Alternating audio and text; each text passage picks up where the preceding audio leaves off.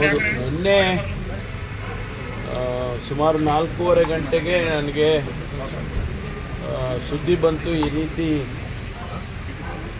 ಪರಪ್ಪನ ಅಗ್ರಹಾರದಲ್ಲಿ ಜೈಲಿನಲ್ಲಿ ದರ್ಶನ್ ಅವರು ಮತ್ತು ಅವರ ಜೊತೆಯಲ್ಲಿ ಇನ್ನೂ 3 ಜನ ಟೀ ಕುಟ್ಕೊಂಡು ಭಾಳ ಆರಾಮವಾಗಿ ಇದ್ದಾರೆ ಅನ್ನುವಂಥ ಒಂದು ಫೋಟೋ ಕೂಡ ವೈರಲ್ ಆಗ್ತಾಯಿತ್ತು. ತಕ್ಷಣ ನಾನು ಡಿ ಜಿ ಅವರಿಗೆ ಮಾತನಾಡಿ, ಡಿ ಜಿ ಪ್ರೆಸೆನ್ಸಿಗೆ ಮಾತನಾಡಿ ನಾವು ಸಂಬಂಧಪಟ್ಟ ಅಧಿಕಾರಿಗಳನ್ನ ಅಲ್ಲಿಗೆ ಕಳಿಸ್ಕೊಟ್ಟು ಎಲ್ಲ ತನಿಖೆ ಮಾಡಿದ್ದೇವೆ. ತನಿಖೆ ಮಾಡಿ ಸುಮಾರು ಒಂದು ರಾತ್ರಿ 1 ಗಂಟೆವರೆಗೂ ಎನ್ಕ್ವೈರೀಸ್ ಎಲ್ಲ ಮಾಡಿದ್ದಾರೆ. ಈಗ ಸುಮಾರು 7 ಜನ ಹೆಸರುಗಳನ್ನು ಹೇಳಬೇಕು.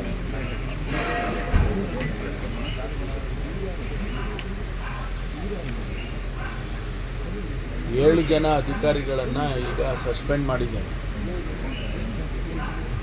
ಒಂದು ಶರವಣ ಜೈಲರ್ಸು, ಶರಣಬಸವ ಅಮೀನ್ಗಢ್, ಪ್ರಭು ಎಸ್ ಕಂಡೇಲ್ವಾಲ್.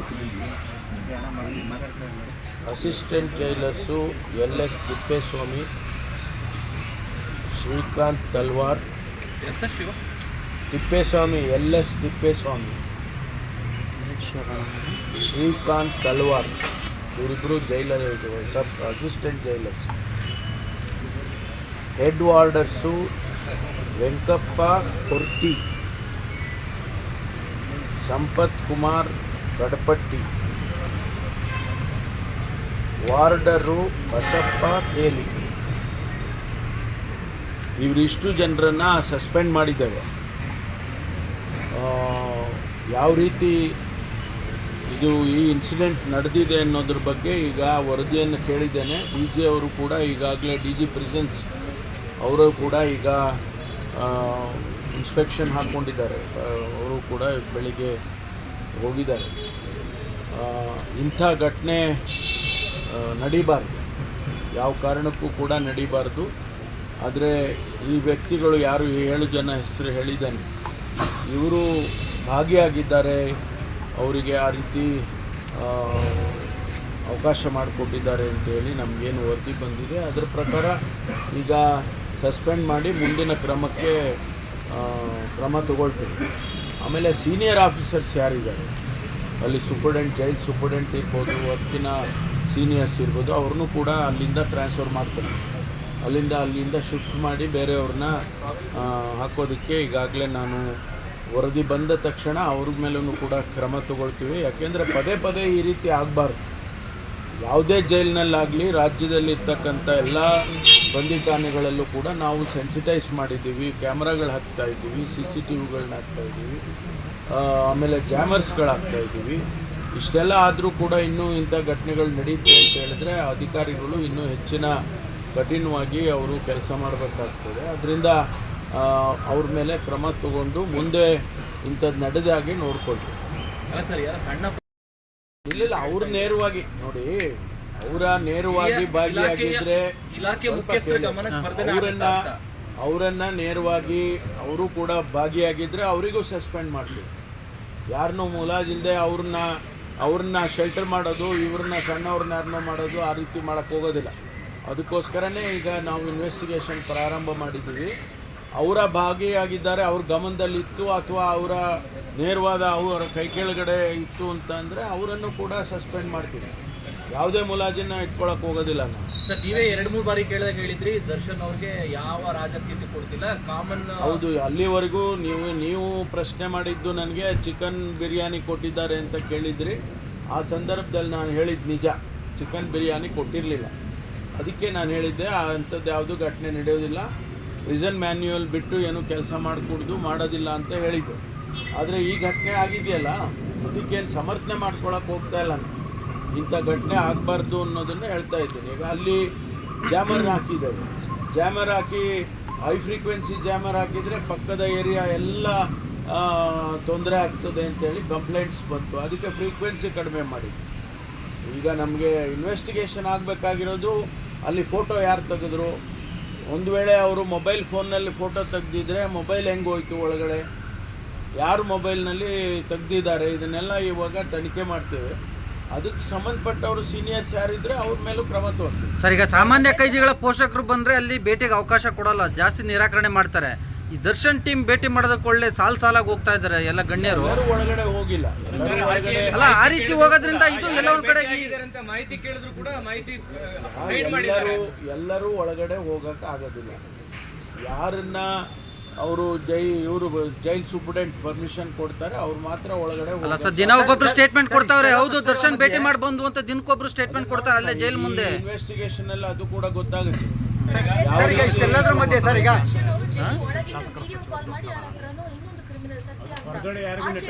ಈಗ ತನಿಖೆಯಲ್ಲಿ ಇದೆಲ್ಲವೂ ಕೂಡ ಬೆಳಕಿಗೆ ಬರುತ್ತೆ. ಬಂದ ಮೇಲೆ ಯಾರು ಇದಕ್ಕೆಲ್ಲ ಕಾರಣಕರ್ತರಾಗಿದ್ದಾರೆ, ಹೆಂಗೆ ಅಲೋ ಮಾಡಿದ್ರು, ಫೋನ್ಗಳು ಯೂಸ್ ಮಾಡೋದಕ್ಕೆ ಹೆಂಗೆ ಅಲೋ ಮಾಡಿದ್ರು, ಆಮೇಲೆ ಇದೆಲ್ಲ ಈಗ ನೀವು ನೋಡಿದ್ರಿ ಅಲ್ಲಿ ಅವರ ಕೈನಲ್ಲಿ ಸಿಗರೇಟ್ ಇದೆ, ಅವರು ಟೀ ಕುಡ್ಕೊಂಡು ಕೂತಿದ್ದಾರೆ, ಈ ರೀತಿ ಎಲ್ಲ ಏನು ನಡೆದಿದೆ ಅದೆಲ್ಲ ಈಗ ಇನ್ವೆಸ್ಟಿಗೇಷನ್ ಮಾಡ್ತೇವೆ. ಯಾರು ಅದಕ್ಕೆ ಸಂಬಂಧ ಇದೆ, ಯಾವುದೇ ಅಧಿಕಾರಿ, ಅವ್ನು ಜೈಲ್ ಸೂಪರ್ಡೆಂಟ್ ಇರಲಿ, ಬೇರೆ ಸೀನಿಯರ್ ಆಫೀಸರ್ಸ್ ಇರಲಿ, ಅವ್ರ ಮೇಲೆ ಕ್ರಮ ತಗೊಳ್ತೀನಿ. ಸರ್, CCTV ಮಾನಿಟರಿಂಗ್ ಇರುತ್ತೆ, ಹಿರಿಯ ಅಧಿಕಾರಿ ನೋಡೋಕೆ ಅವಕಾಶ ಇರುತ್ತೆ. ಇಷ್ಟೆಲ್ಲ ಇದ್ರೂ ಕೂಡ ಆಗ್ತಾನೆ ಇರುತ್ತೆ ಅಂತಂದ್ರೆ ವಾಚಿಂಗ್ ಇದ್ದೇ ಇರುತ್ತೆ. CCTV ಇಷ್ಟೆಲ್ಲ ಆದರೂ ಆಗುತ್ತೆ ಅಂತಂದಾಗ 24/7 ಅಲ್ಲಿ ಮಾನಿಟ್ರಿಂಗ್ ನಡೀತಾನೆ ಇರುತ್ತೆ. ಅಲ್ಲಿ ಇಂಟರ್ನಲ್ಲಿ ನಿಮ್ಗೆ ನೋಡಿರ್ಲಿಕ್ಕಿಲ್ಲ, ನೀವು ಇಂಟರ್ನಲ್ಲಿ ಅಲ್ಲಿ ನೀವು ಹೇಳಿದಾಗೆ ಸೀನಿಯರ್ ಆಫೀಸರ್ಸ್ಗೆ ಅಲ್ಲಿ ಏನು ನಡೀತಾ ಇದೆ, ಯಾವ್ಯಾವ ಬ್ಯಾರಕ್ಸ್ನಲ್ಲಿ ಏನು ನಡೀತಾ ಇದೆ, ಯಾರು ಓಡಾಡ್ತಾ ಇದ್ದಾರೆ, ಬರ್ತಾರೆ ಹೋಗ್ತಾರೆ, ಪ್ರತಿಯೊಂದು ಕೂಡ ಅಲ್ಲಿ CCTVನಲ್ಲಿ ಕಾಣಿಸುತ್ತೆ. ಅದನ್ನು ಹೊರತುಪಡಿಸಿ ಈ ರೀತಿ ಆಗಿದೆ ಅಂತಂದ್ರೆ ಅವ್ರ ಮೇಲೆ ಕ್ರಮ ತಗೊಳ್ತಾರೆ. ಸಿಸಿ ಕ್ಯಾಮ್ರಾ ಎಲ್ಲ ಇತ್ತು, ಅದು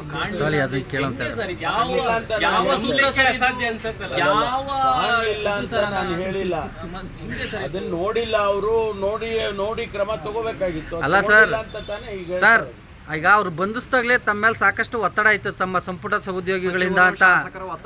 ಈಗ ಅವರಿಗೆ ಆತಿಥ್ಯ ಕೊಡೋದ್ರಲ್ಲೂ ತಮ್ಮ ಮೇಲೆ ಏನಾದ್ರು ಒತ್ತಡ ಇತ್ತ ಅಂತ? ಯಾರು ಒತ್ತಡನೂ ಇಲ್ಲ, ನನಗೆ ಯಾರು ಒತ್ತಡನೂ ಇಲ್ಲ. ನಮ್ಗೆ ಯಾರು ನನ್ನ ಲೆವೆಲ್ ವರೆಗೆ ಯಾರು ಮುಟ್ಟೋದಕ್ಕೂ ಸಾಧ್ಯ ಇಲ್ಲ. ಮೋಸ್ಟ್ಲಿ ಫೋಟೋ ರಿವೀಲ್ ಆಗಿರ್ಲಿಲ್ಲ ಅಂದ್ರೆ ಇದು ಇನ್ನೂ ನಡೀತಾ ಇರ್ತಿತ್ತು. ಹಾಗಾದ್ರೆ ಗೊತ್ತಿಲ್ಲಪ್ಪ, ನೀವೀಗ ಆಚೆ ಬಂದಿದ್ಯಲ್ಲ, ಈಗ ಸರಿ ಮಾಡೋಣ. ನೀವು ಸರಿ ಮಾಡಿ ಏನ್ ಬಿಗಿ ಮಾಡ್ಬೇಕು ಅದನ್ನ ಮಾಡ್ತೀವಿ. ಯಾರ ಒತ್ತಡಕ್ಕೂ ಮಣಿಯಲ್ವಾ ಸರ್? ಯಾರ ಒತ್ತಡಕ್ಕೂ ಮಣಿಯಲ್ಲ. ಸರಿ, ಸರ್ಕಾರಕ್ಕೆ ಮುಜುಗರನ ಸರ್ ಈ ಕೇಸು? ಸರ್ಕಾರಕ್ಕೆ ಮುಜುಗರ ಇಲ್ಲ, ಇದೇನು ಲ್ಯಾಪ್ಸ್ ಆಗಿದೆ, ಈ ಲ್ಯಾಪ್ಸಸ್ ಅನ್ನ ಸರಿ ಮಾಡಬೇಕು. ಲ್ಯಾಪ್ಸ್ ಆಗಿರೋದಕ್ಕೆ ಕ್ರಮ ತಗೋಬೇಕು, ಎರಡೇ ಅಲ್ವಾ? ಒಂದು, ಯಾರು ಲ್ಯಾಪ್ಸ್ಗೆ ಹೊಣೆಗಾರಿಕೆ ಹೊರಬೇಕು ಅವ್ರ ಕ್ರಮ ತಗೊಳ್ತೀವಿ. ಎರಡನೇದು, ಮುಂದೆ ಈ ರೀತಿ ಆಗದಾಗೆ ಸ್ವಾಮಿ ಅವರ ಮನೆಗೂ ಕೂಡ ಭೇಟಿಯಾಗಿ ಬಂದಿದ್ರು. ಗನ್ನೀರೋ ಕೇಕ್ ಎಲ್ಲ ಕಟ್ ಮಾಡ್ತಾರೆ ಜೈಲ್ ಒಳಗಡೆ, ಮೊಬೈಲ್ಗಳು ಹೋಗ್ತಾ ಖೈದಿಗಳು ನಡೆಸ್ತಿದ್ದಾರೆ ಸರ್ ಜೈಲಲ್ಲಿ. ನೋಡಿ, ಯಾವುದೇ ಅಂತ ಇನ್ಸಿಡೆಂಟ್ ಆದರೆ ತತ್ಕ್ಷಣ ಅದು ನಮ್ಮ ಹಿರಿಯ ಅಧಿಕಾರಿಗಳು ಅದನ್ನು ನೋಡಲೇಬೇಕು. ನಾನು ಹೇಳಿದ್ನಲ್ಲ, 24/7 365 ಡೇಸು ಕೂಡ ಮಾನಿಟ್ರಿಂಗ್ ಮಾಡ್ತಾ ಇರ್ತಾರೆ, ಮಾಡಬೇಕು. ಅದರಲ್ಲಿ ಲ್ಯಾಪ್ಸ್ ಆದಾಗ ಇಂಥ ಘಟನೆಗಳಾಗುತ್ತೆ ಅನ್ನೋದು ಎಲ್ಲರಿಗೂ ಗೊತ್ತಾದಂಥ ವಿಚಾರ. ಅದನ್ನ ಕ್ರಮ ತಗೊಂಡು ಅದನ್ನು ಬಿಗಿ ಮಾಡೋದಕ್ಕೆ ಏನು ಮಾಡಬೇಕು ಅದೆಲ್ಲ ಮಾಡ್ತೀವಿ. ಸರ್, ಪ್ರಿಲಿಮಿನರಿ ಮಾಹಿತಿ ಏನು ಕೊಟ್ಟಿದ್ದಾರೆ ಸರ್? ಪ್ರಾಥಮಿಕ ತನಿಖೆ ಮಾಹಿತಿ ಏನು ಕೊಟ್ಟವ್ರೆ ಸರ್ ಅಧಿಕಾರಿಗಳು? ಇನ್ನು ಅದೇ ಇದನ್ನ ಸಸ್ಪೆಂಡ್ ಮಾಡಿದ್ವಲ್ಲ, ಅವ್ರ ಮೇಲ್ನೋಟಕ್ಕೆ ಅವ್ರ ಮೇಲೆ ಸಸ್ಪೆಂಡ್ ಮಾಡಿದ್ದೀವಿ. ಸೀನಿಯರ್ ಆಫೀಸರ್ಸ್ಗಳದ್ದು ತನಿಖೆ ನಡೀತಾ ಇದೆ.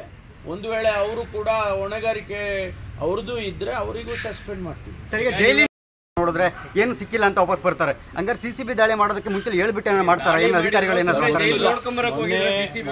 ಇದ್ರ ಬಗ್ಗೆ ನೋಡಿ, ಮೊನ್ನೆ ಏನು ಈ ಥರದ್ದು ವರದಿಗಳು ಬರ್ತಾ ಇದೆ, ಇನ್ಫಾರ್ಮೇಷನ್ಸ್ಗಳು ಬರ್ತಾ ಇದೆ ಅಂತ ಹೇಳಿ ಪೊಲೀಸ್ನವರು ರೈಡ್ ಮಾಡಿದ್ದಾರೆ. ರೈಡ್ ಮಾಡಿದಾಗ ಏನು ಸಿಗಲಿಲ್ಲ ಅಂತ ಹೇಳಿ, ಫೋನ್ಗಳು ಮತ್ತೊಂದು ಅದೆಲ್ಲ ಸಿಗಲಿಲ್ಲ ಅಂತ ಹೇಳಿ ಬಂದಿದೆ.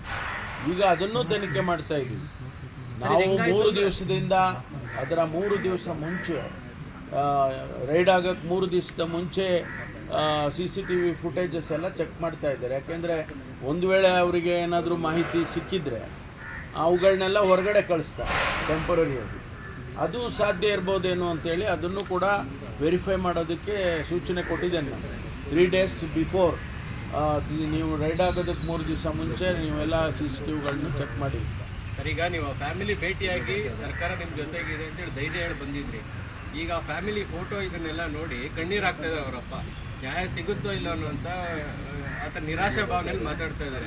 ಏನು ಉತ್ತರ ಸರ್ ಫ್ಯಾಮಿಲಿ ಅವ್ರಿಗೆ ಏನು ಉತ್ತರ ಕೊಡ್ತೀರಾ ಆಸ್ ಎ ಗೃಹ ಸಚಿವ? ಇಲ್ಲಿ ಯಾವುದೇ ರೀತಿಯಲ್ಲಿ ಈ ಕೇಸನ್ನು ಲೂಸ್ ಮಾಡೋದಕ್ಕೆ ಸಾಧ್ಯ ಇಲ್ಲ, ಮಾಡೋದೇ ಅಲ್ಲ ಸರ್, ಯಾವುದನ್ನು ಕಾನೂನು ಪ್ರಕಾರ ಏನು ಕ್ರಮ ತಗೋಬೇಕು ಅದನ್ನ ಇಲ್ಲಿವರೆಗೂ ತಗೊಂಡಿದ್ದೇವೆ, ಮುಂದೆನೂ ಕೂಡ. ಅಲ್ಲ ಸರ್, ಜೈಲಲ್ಲಿ ಈ ರೀತಿ ಯಾರ ಒತ್ತಡಕ್ಕೂ ಕೂಡ ನಾವು ಮಣಿಯುವ ಪ್ರಶ್ನೆನೇ ಬರೋದಿಲ್ಲ. ಎಲ್ಲೋ ಆಗಿರೋದಲ್ಲ ಸರ್, ಸರ್ಕಾರದ ಅಧೀನದಲ್ಲಿರುವಂತ ಜೈಲಲ್ಲೇ ಈ ತರ ಹೌದ್ರಿ, ಅದನ್ನ ಹೇಳ್ತಾ ಇದ್ದೀನಲ್ಲ, ಅದನ್ನೇ ಹೇಳ್ತಾ ಇದ್ದೀನಿ. ಕ್ರಮ ಸಣ್ಣ ಪುಟ್ಟ ಅಧಿಕಾರಿ ಅಲ್ಲ ಸರ್, ಸಣ್ಣ ಪುಟ್ಟ ಅಧಿಕಾರಿಗಳು ಸಸ್ಪೆಂಡ್ ಆಗಿದ್ದಾರೆ. ನೀವು ಹೇಳ್ತೀರಾ you are not interrogating sir, you are not sir interrogating ಹೇಳ್ತಿರೋದಲ್ಲ ಜನ ಮಾತಾಡ್ತಾ ಇದ್ದಾರೆ, ಹೇಳ್ತಾ ಇದ್ದಾರೆ ಸರ್. ಕೋಪ ಮಾಡ್ಕೊಂಡ್ರೆ ಏನು ಆಗಲ್ಲ ಸರ್, ನಾನು ಕೋಪ ಇಲ್ಲ, ಮಾಡ್ಕೊಳ್ತೀನಿ. ಇಲ್ಲ. ಕೋಪ ಮಾಡ್ಕೊಂಡ್ರೆ ಏನು ಆಗಲ್ಲ. ಅಲ್ಲ ಸರ್, ಸರ್ ಈಗ ಸರ್ ಜನರ ಆಕ್ರೋಶ ಆಗಿದೆ. ಪರಮೇಶ್ವರರಿಂದ ಇದು ನಿರೀಕ್ಷೆ ಮಾಡಿರ್ಲಿಲ್ಲ ಜನ ಅಂತ. ಹೇಳಿ ಸ್ವಲ್ಪ.